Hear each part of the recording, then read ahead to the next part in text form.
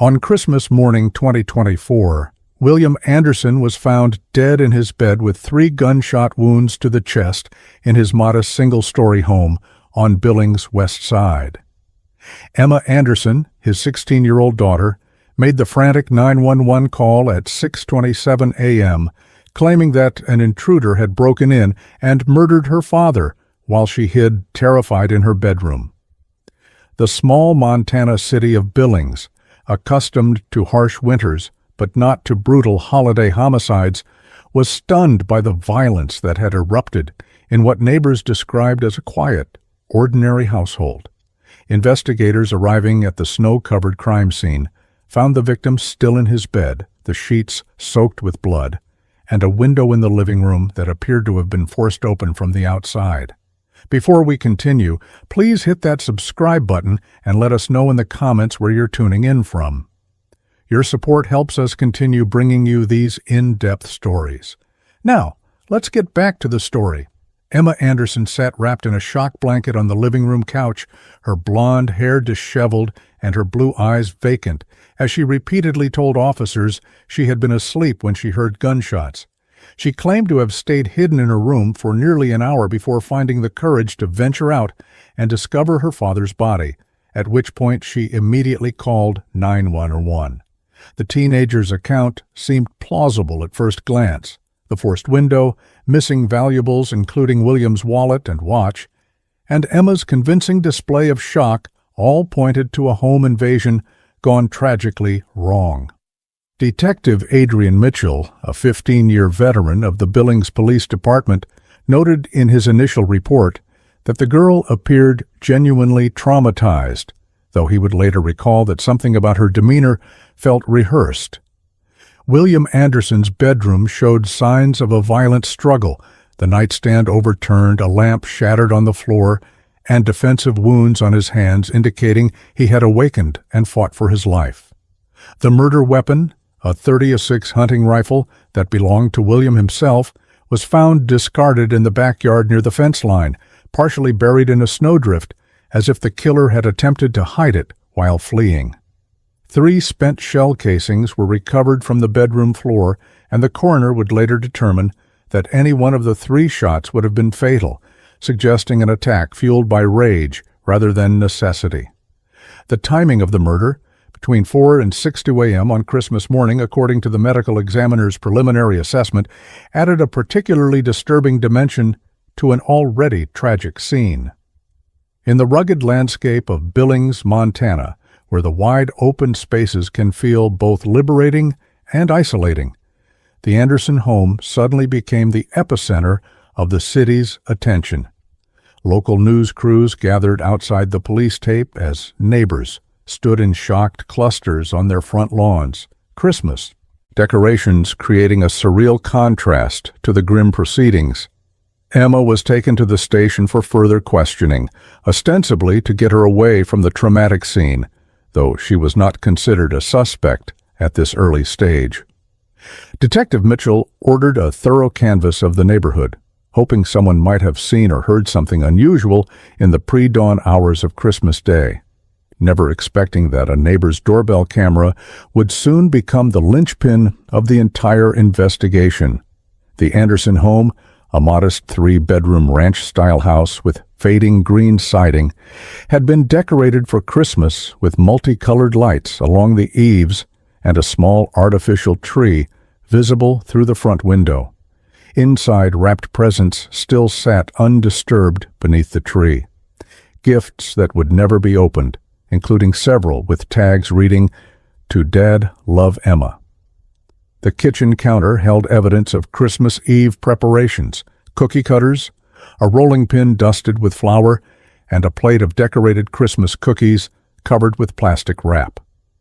These domestic details stood in stark contrast to the violence that had erupted just hours later, creating a crime scene that even hardened investigators found unsettling in its juxtaposition of holiday cheer and deadly violence. William's bedroom, at the end of a short hallway, had become a horrific final resting place for the 42-year-old science teacher. Blood spatter analysis would later suggest that the first shot had been fired from the doorway while William was sleeping, with the subsequent shots delivered at closer range after he had awakened and attempted to defend himself. The hunting rifle, a Remington 700 with a walnut stock that William used for deer hunting in the mountains outside Billings, required significant force to operate its bolt-action mechanism between shots.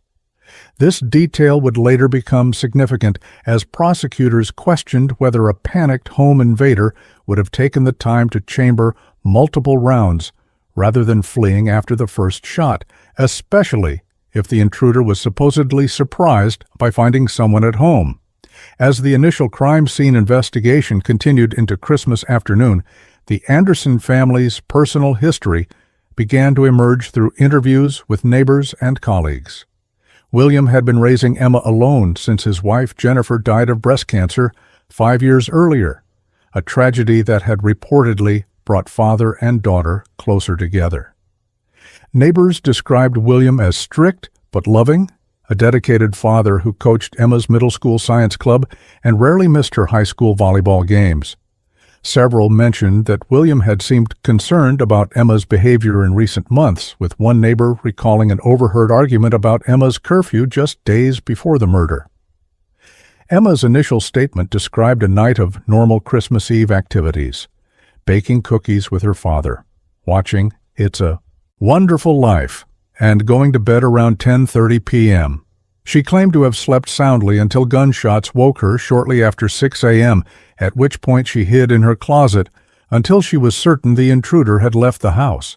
Her bedroom door had been closed all night, she insisted, and she had seen and heard nothing until the gunshots, a critical detail that would soon be contradicted by unexpected evidence. The teenager's demeanor shifted between moments of emotional breakdown and periods of eerie calm as she recounted finding her father's blood-soaked body, a pattern that experienced investigators recognized as potentially inconsistent with genuine trauma. By nightfall on Christmas Day, as most families in Billings were finishing their holiday dinners, the Anderson home remained an active crime scene bathed in the harsh glow of police floodlights. Technicians meticulously processed evidence late into the night, documenting blood patterns, collecting fibers, and casting impressions of footprints found in the snow outside the allegedly forced window. Emma spent the night at her aunt's house across town, still maintaining her story of hiding from an intruder and expressing appropriate grief over her father's death. Detective Mitchell, however, was already requesting warrant access to Emma's cell phone records and social media accounts, following standard procedure in homicide investigations, even when family members appeared to be victims rather than suspects. William Anderson had been a fixture at Billings West High School for 15 years, where he taught AP chemistry and coached the school's nationally recognized Science Olympiad team. Colleagues described him as passionate about education, the kind of teacher who arrived early and stayed late, often spending weekends helping students with special projects or college applications. His classroom was known for its engaging demonstrations and hands-on experiments, with former students frequently returning during college breaks to thank him for inspiring their scientific careers. William had received the Montana Science Educator of the Year award just 2 years before his death, with the citation praising his ability to make complex concepts accessible while challenging his students to exceed their own expectations. Beyond his professional accomplishments, William was remembered as a devoted single father who had reorganized his entire life after his wife's death to ensure Emma's well-being remained his top priority.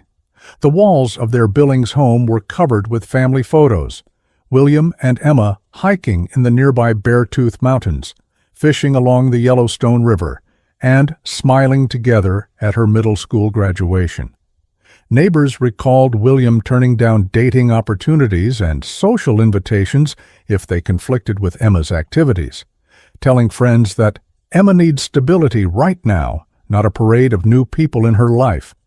His dedication extended to learning to cook, proper meals, mastering the intricacies of teenage girl fashion choices, and becoming both mother and father to his daughter while maintaining his demanding career as an educator. William's sister, Catherine Anderson Walsh, shared during a tearful interview that her brother had recently expressed concerns about changes in Emma's behavior and friend group. "Will called me about 2 weeks before Christmas, worried that Emma was pulling away from him and keeping secrets," Catherine told Detective Mitchell. "He said she'd become defensive about her phone, was breaking curfew, and seemed to be lying about where she was going after school. Will thought she might be using drugs or falling in with a bad crowd, but he never imagined anything that could lead to this." Born and raised in Billings, William had deep roots in the Montana community where generations of Andersons had lived since the early 1900s. His father had worked the railroads while his mother taught elementary school, instilling in William a strong work ethic and value for education that shaped his career choice.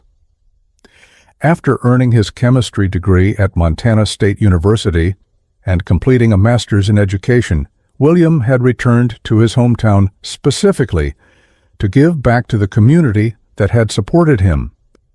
The Anderson family name was respected throughout Billings, making the shocking Christmas murder all the more incomprehensible to those who had known William throughout his life. William's passion for the outdoors was legendary among his friends and students, with summer break typically finding him leading wilderness expeditions for the local Sierra Club chapter or working on environmental conservation projects. His hunting rifles, including the weapon that would ultimately end his life, were always properly secured in a gun safe, used only for ethical hunting trips where he taught Emma about respecting nature and harvesting only what was needed. William was known to donate much of his deer meat to the local food bank each year, seeing hunting as a connection to Montana's heritage rather than simply a sport or hobby. The irony that his own carefully maintained hunting rifle would become the instrument of his death would not be lost on prosecutors building their case against his daughter. The Christmas Eve before his murder had followed traditions William had maintained since Emma was a small child. Cutting a fresh Christmas tree from a permitted area in the nearby national forest, baking their secret recipe sugar cookies, and watching classic holiday movies together. Text messages from William's phone, recovered during the investigation, showed him reaching out to family members with warm holiday wishes and confirming plans for Christmas dinner the following day.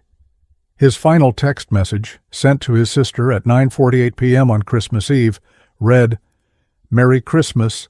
Emma and I had a nice evening baking cookies. Looking forward to seeing everyone tomorrow. Love you." In the faculty lounge at Billings West High School, a makeshift memorial appeared spontaneously when news of William's death reached his colleagues, growing to include candles, photos, and dozens of heartfelt notes from current and former students. "Mr. A showed me I could do things I never thought possible," read one card from a former student now studying chemistry at MIT. "He believed in me when I didn't believe in myself." The school's principal described William as the teacher everyone wanted their child to have, challenging but kind, demanding but supportive, the rare educator who connected with every student regardless of their academic ability or background.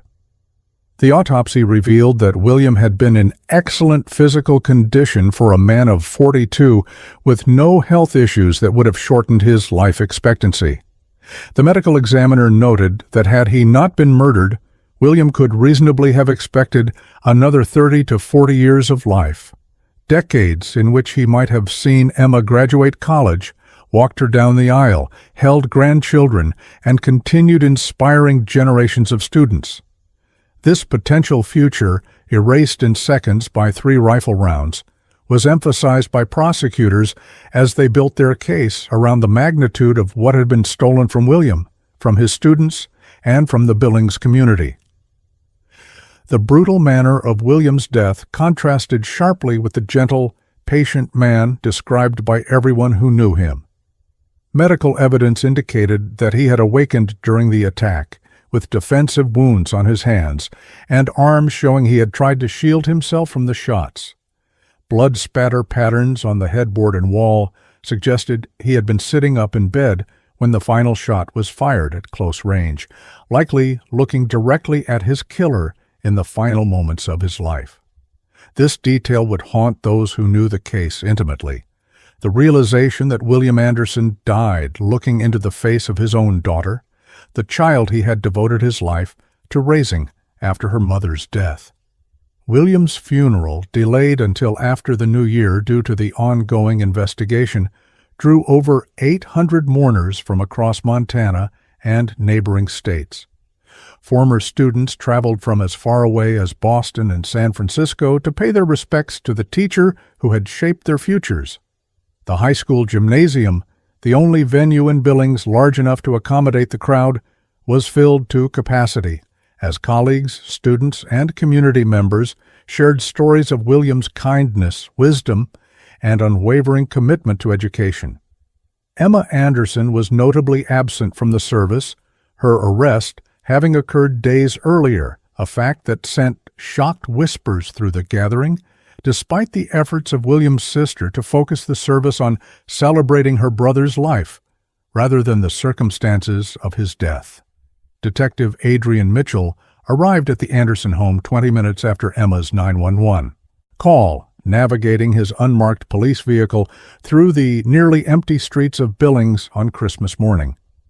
The detective, known for his methodical approach and attention to detail, immediately noted several inconsistencies at the scene that triggered his investigative instincts. The allegedly forced window showed pry marks on the outside frame, but the pattern seemed unusual, too neat, too deliberate, as if someone had studied break-ins from television rather than committing an actual forced entry. The house showed no signs of being ransacked, with only William's wallet and watch missing despite several valuable electronics sitting in plain sight in the living room. Initial forensic processing revealed a crime scene that would yield crucial evidence in the coming days. The hunting rifle found in the backyard snow bore no fingerprints, having been wiped clean, but later testing would reveal traces of Emma's DNA on the bolt-action mechanism. Gunshot residue tests performed on Emma's hands at the station came back positive, a fact she initially explained by saying she had checked her father's pulse and touched the area around his wounds. The medical examiner's preliminary report indicated that William had been shot between 4 and 5:30 a.m., based on body temperature and blood coagulation, contradicting Emma's claim that she had heard shots just before calling 911 at 6:27 a.m.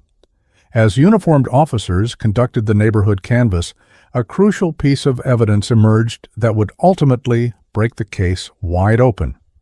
Trevor Phillips, who lived in the house directly across the street, mentioned to officers that his Ring doorbell camera had a view of the front of the Anderson home, including Emma's bedroom window. "I installed it after someone stole our Christmas packages last year," Phillips explained, "and it records whenever there's motion on the street or when someone comes to our door." The footage, which Detective Mitchell immediately requested, revealed a critical contradiction to Emma's story. Her bedroom light could be seen turning on and off multiple times between 4:12 a.m. and 5:48 a.m., during the exact time frame when she claimed to be asleep until being awakened by gunshots. The Ring camera footage became the investigation's breakthrough moment, providing irrefutable evidence that someone was active in Emma's room during the critical time period.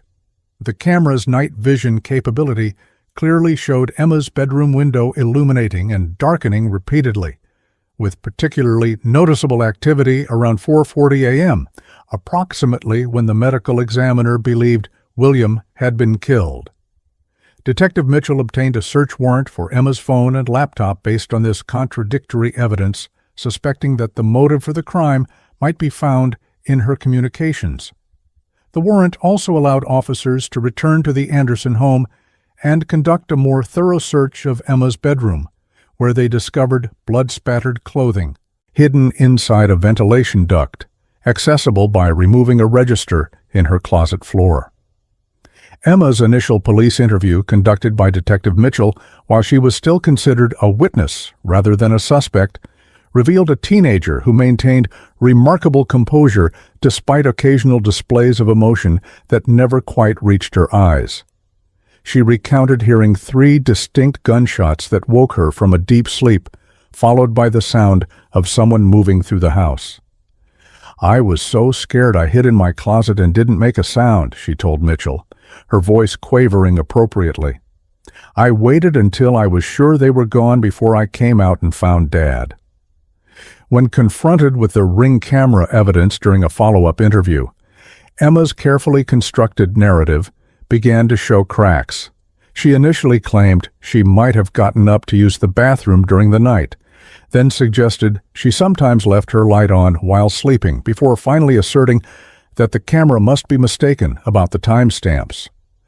Detective Mitchell noted in his report that Emma's explanations evolved rapidly as each was contradicted by evidence, displaying a troubling ability to generate alternative scenarios on the fly.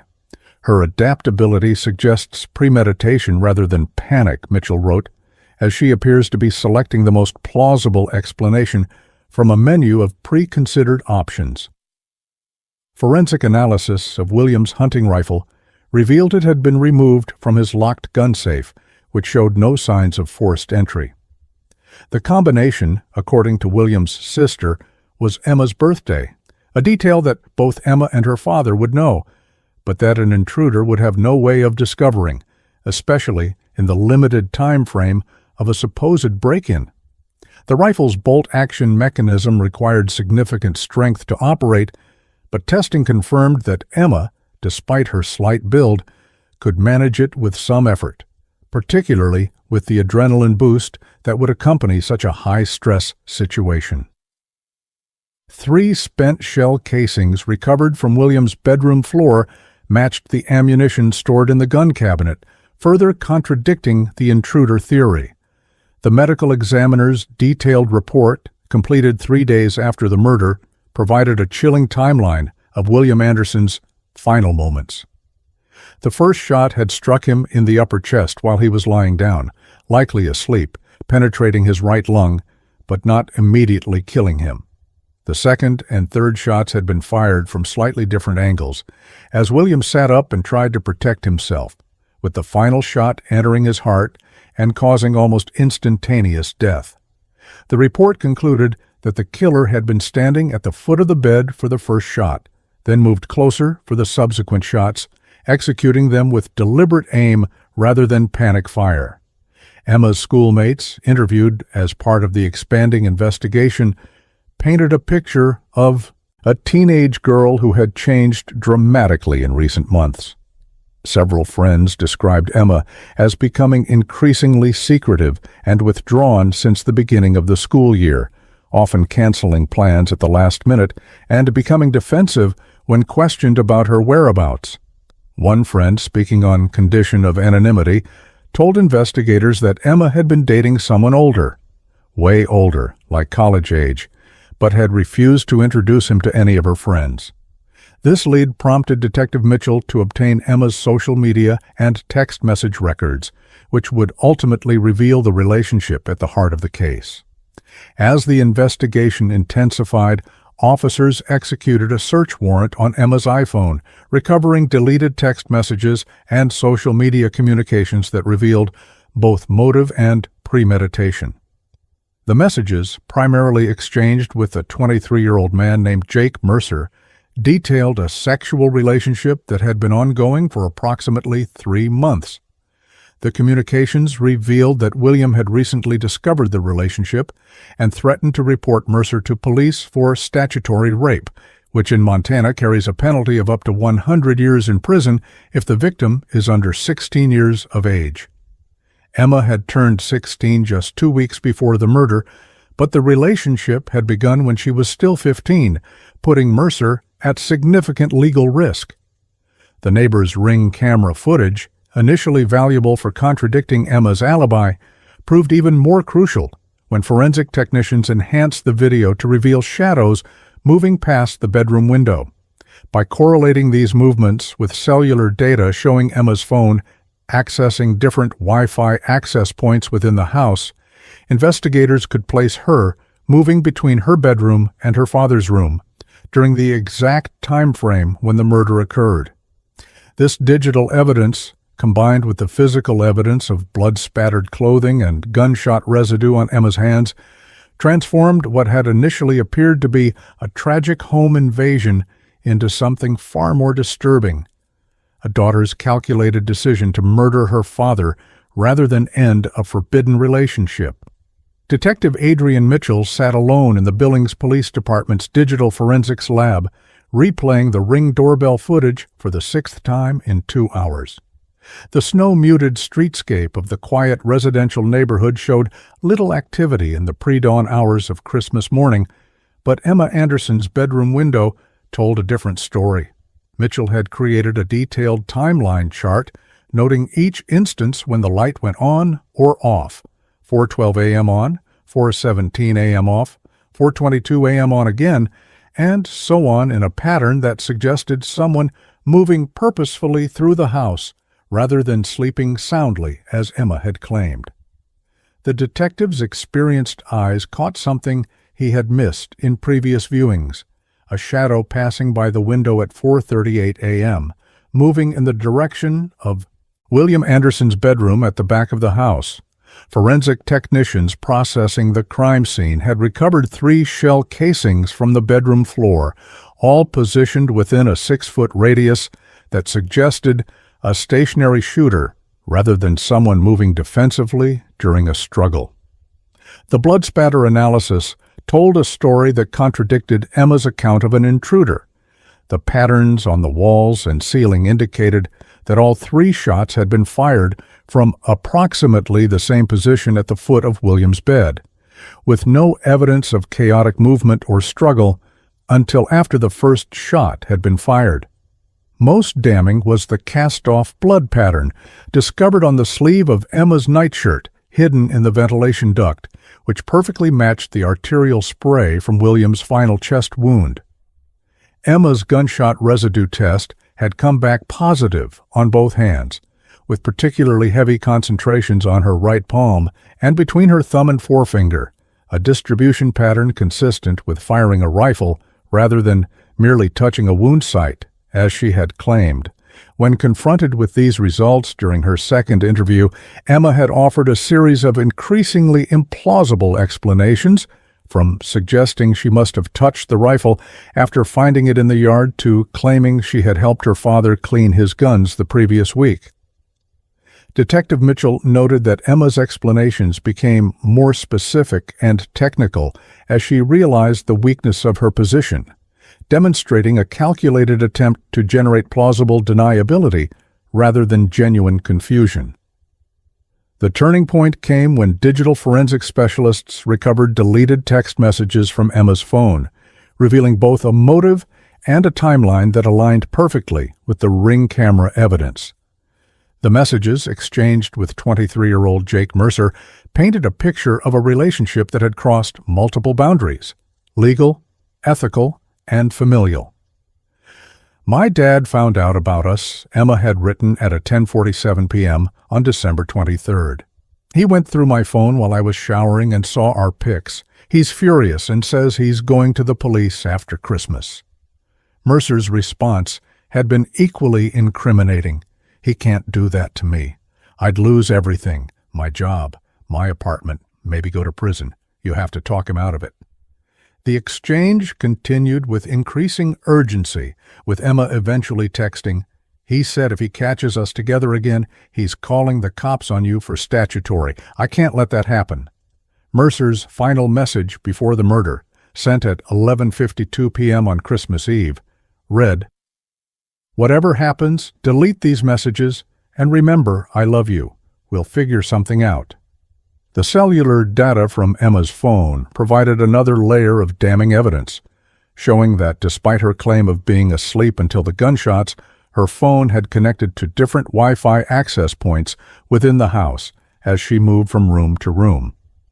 At 4:36 a.m., the phone connected briefly to the kitchen access point, then at 4:40 a.m. to the hallway access point, before returning to the bedroom access point at 4:52 a.m.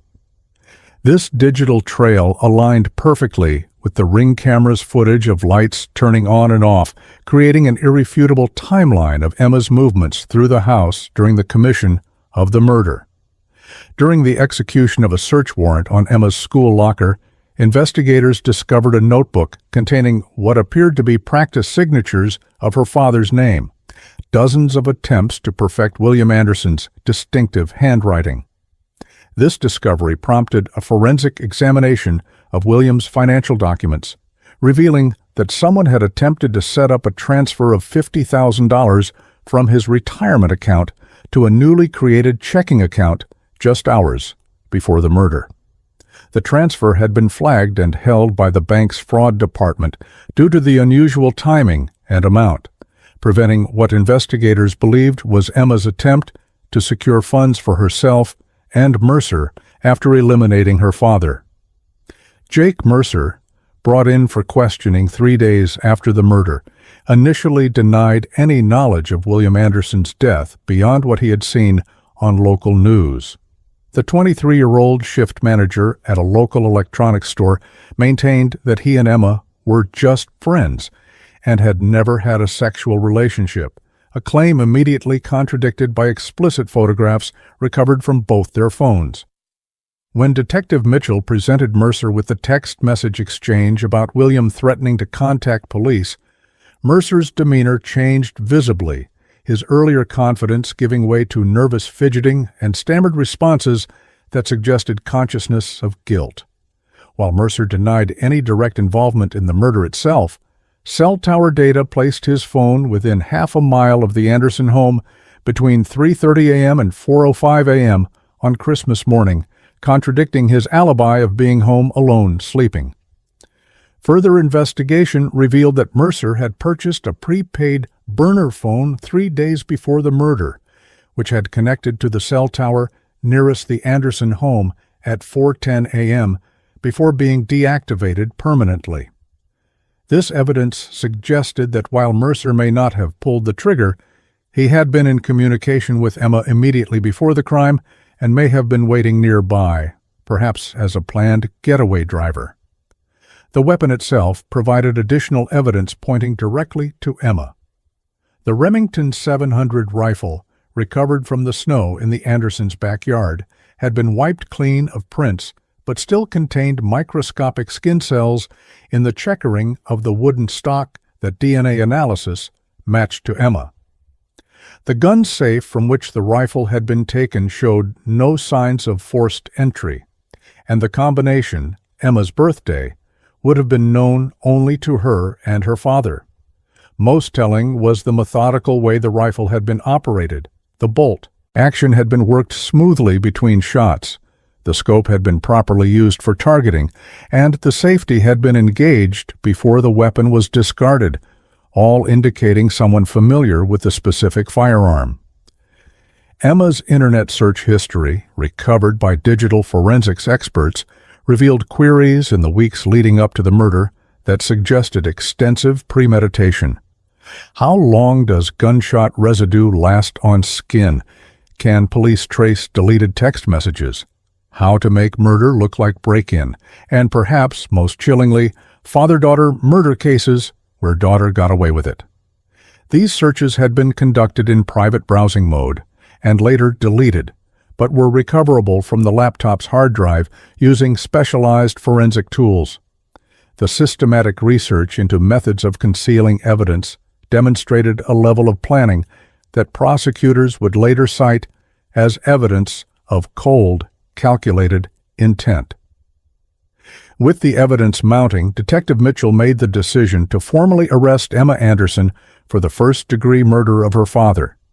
The arrest took place at her aunt's home 7 days after the murder, with Emma showing little visible reaction as the detective read her Miranda rights. She seemed almost relieved, Mitchell would later testify, as if a weight had been lifted now that the pretense was over.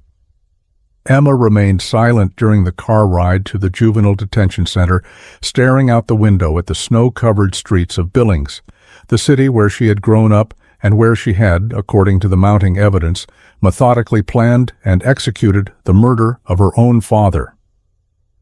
District Attorney Olivia Warren stood at the evidence board in the Billings prosecutor's office, methodically connecting the strings between photographs, phone records, and forensic reports that would form the backbone of the state's case against Emma Anderson. The Ring camera footage played on a nearby monitor, showing the telltale flicker of Emma's bedroom light in the pre-dawn hours of Christmas morning.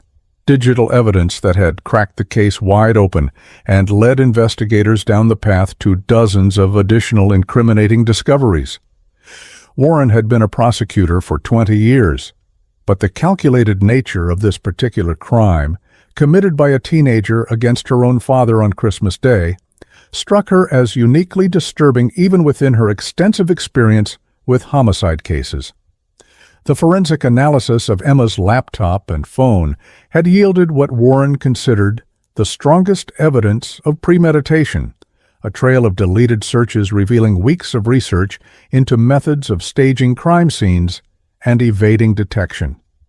Particularly damning were searches conducted on December 20th, just 5 days before the murder. How to clean gunshot residue from hands, best time for break-in to look realistic, and can police trace deleted text messages between phones? This digital breadcrumb trail painted a picture not of an impulsive act committed in the heat of passion, but of a methodically planned execution designed to eliminate William Anderson while establishing an alibi for Emma. Precisely the kind of premeditation required for a first-degree murder charge. Prosecutor Samuel Phillips, assigned as lead counsel on the case, worked closely with Detective Mitchell to establish a definitive timeline that connected the Ring camera footage with Emma's cell phone activity and the medical examiner's determination of time of death. The resulting chronology was devastatingly precise. At 4:12 a.m., Emma's bedroom light turned on and her phone connected to her room's Wi-Fi access point. At 4:36 a.m., her phone connected to the kitchen access point as she retrieved the rifle from the gun safe.